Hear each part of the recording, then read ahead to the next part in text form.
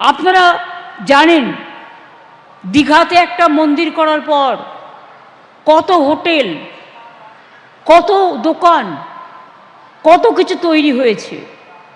আমার মনে আছে আমি যখন রেল মিনিস্টার ছিলাম, Digha Tamluk rail line, Eklakhi Balurghat rail line, Howrah Bargachia Munsirhat line, Balurghat Eklakhi, এগুলো সব আমার সময় করা।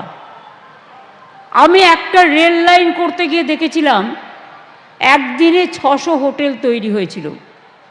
আর যত মেট্রো রেলওয়ে দেখছেন কলকাতা ঘিরে, হাওড়া থেকে কলকাতা, বেহালা থেকে দমদম, দক্ষিণেশ্বর থেকে নোয়াপাড়া, নোয়াপাড়া থেকে বারাসাত, এগুলো সব আমার হাতে উদ্বোধন করা।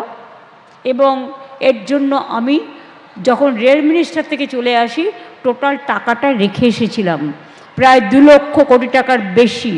কারণ আমি জানতাম এমন একটা জায়গায় সংরক্ষিত রাখলে যা কোনো দিন কেউ চেঞ্জ করতে পারে না। রেলের একটা বই আছে, সেটাকে বলা হয় পিঙ্ক বুক। সেই পিঙ্ক বুকে রেখে দিয়েছিলাম যাতে আমি কোনো দিন চলে গেলেও এই প্রজেক্ট যাতে বন্ধ না হয়ে যায়। এটা ঠিক আমি থাকলে 2 বছরে করে দিতাম। আমি দীঘা তমলুক 9 মাসে করেছি, এরা এটাকে 13 বছর, 14 বছর, 15 বছর, 20 বছর ঝুলিয়ে যাচ্ছে, যতটা ঝুলানো যায় আর কি।